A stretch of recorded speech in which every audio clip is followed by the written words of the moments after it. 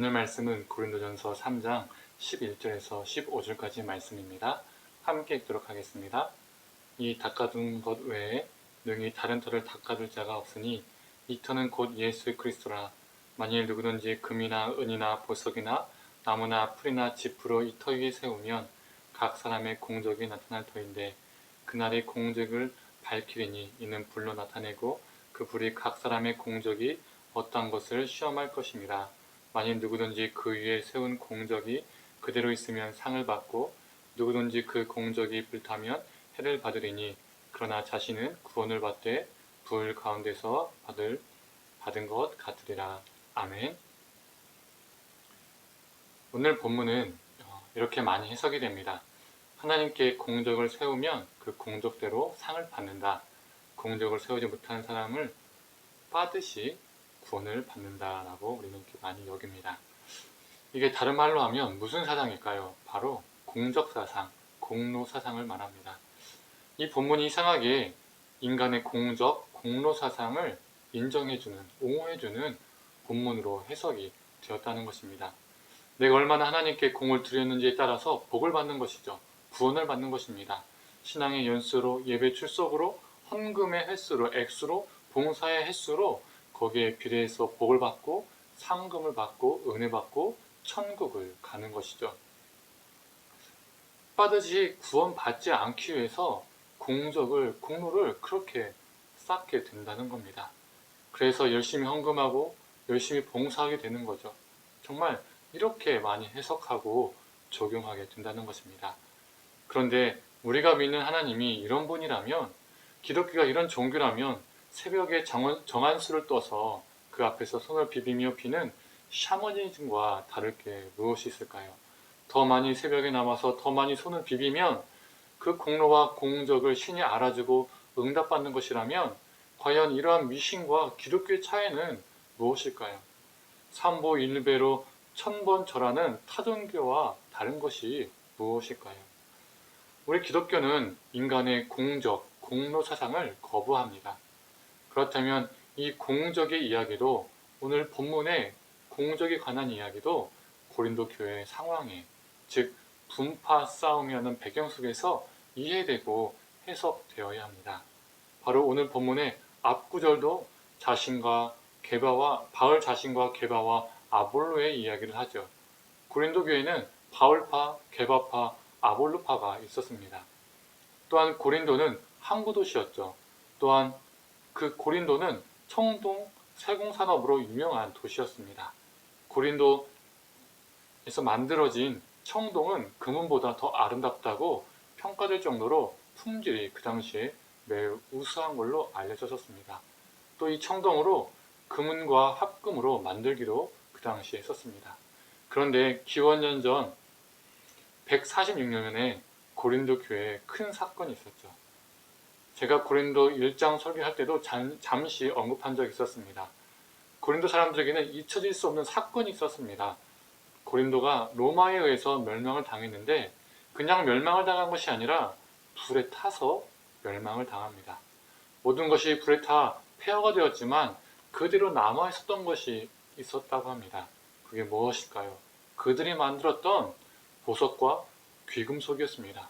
그들의 세공업이 발달했기 때문에 견고하게 만들어서 그 당시 많은 보석과 귀금속이 그 화재 속에서도 많이 남아 있었다고 합니다. 그들의 뛰어난 세공술 기술 때문에 녹지 않고 보존되었던 것이죠. 한 세기 즉 100년 정도의 폐허의 땅으로 있다가 기원전 44년에서야 고린도 도시가 재건이 시작되었고 바울이 활동한 시기에는 이 초기 재건이 끝난 상태였습니다. 바울의 12절에 불과 금은 보석의 비유를 든 것은 그냥 든 것이 아닙니다. 그 고린도의 역사적이고 상황적인 배경을 알고 말한 것이죠. 이 비유를 들으면 고린도 성도들에게는 강력한 이미지가 그려지는 것입니다. 바울은 이렇게 말하는 겁니다. 너희들이 어느 누구보다 더 잘 알지 않느냐. 너희들의 도시가 불타 없어졌을 때에 풀과 지푸라기는 다 사라졌지만 금은 보석들은 남아있지 않았느냐.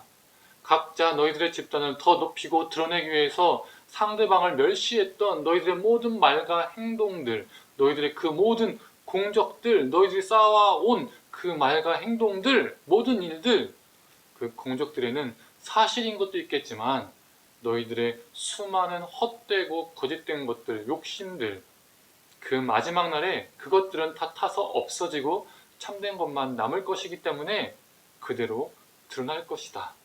참된 것으로 하나님이 너희를 판단하실 것이다.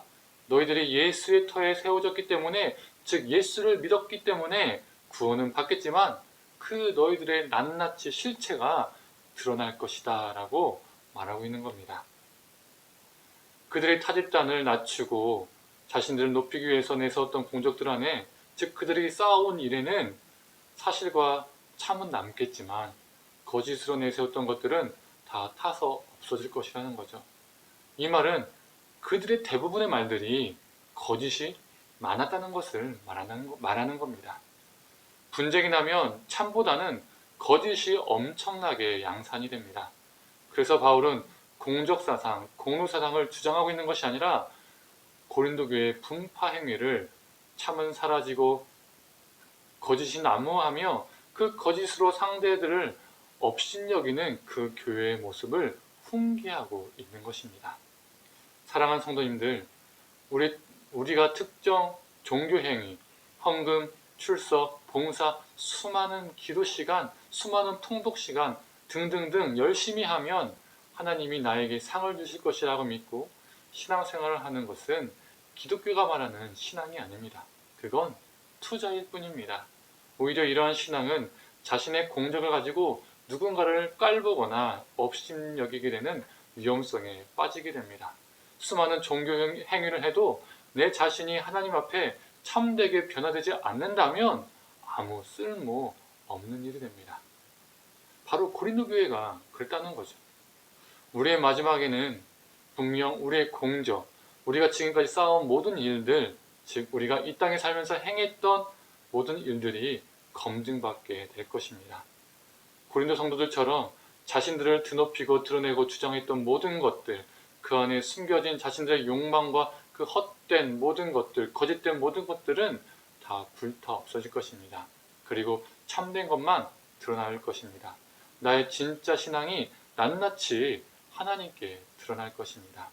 우리가 이 땅에서 수많은 행위로 누군가에게는 거룩하게 보일 수 있고 인정받을 수 있으나 그것이 우리의 참모습이 아니라면 그 모든 것이 지푸라기처럼 다 불타 없어질 것입니다. 우리의 신앙이 천국에서 금은보석을 바라면서 살아가는 신앙이 아니라 불덩이에 들어가도 타지 않을 금은보석 같은 고귀하고 아름다운 신앙이 되기를 간절히 소망합니다. 그러한 신앙은 분쟁이 아닌 화평을 만듭니다. 정의와 사랑을 만듭니다. 우리의 마지막에 불에 타지 않을 참 신앙을 하나님께 보여드리고 하나님께 칭찬받는 충성된 종이 되기를 간절히 축원합니다. 기도하겠습니다. 하나님, 우리가 기도하는 것, 말씀을 보는 것, 그리고 예배하는 것, 헌금을 내는 것, 우리 모든 종교 행위가, 모든 신앙 행위가 혹여 우리의 그 공적을 쌓고 그 공적으로 인하여서 상을 받고자 하는 공로사상, 공적사상에 기반을 둔 신앙은 아닌지요. 하나님, 우리를 긍휼히 여겨 주시옵소서. 하나님, 그 마지막 날에 하나님께 그 심판 앞에서는 그 심판 때에 우리의 낱낱이 다 드러나고 거짓이 드러나고 거짓은 다 불타 없어지고 참된 것만이 남음을 우리가 기억하게 하여 주시옵소서. 하나님, 우리가 누군가에게 보이기 위한 가식적이고 외식적이고 거짓된 신앙이 아니라 하나님, 오늘 하루도 매 순간마다 신실하고 정말 거짓됨 없이 살기 위해서 발버둥 치는 삶을 살게 하여 주시고 하나님 앞에서 그 삶을 보여드릴 수 있는 우리가 되게 하여 주시옵소서. 하나님, 참으로 신실하고 진실하게 살게 하여 주시옵소서. 모든 걸 감사드리며 사랑이 많으신 예수님의 이름으로 기도드립니다. 아멘.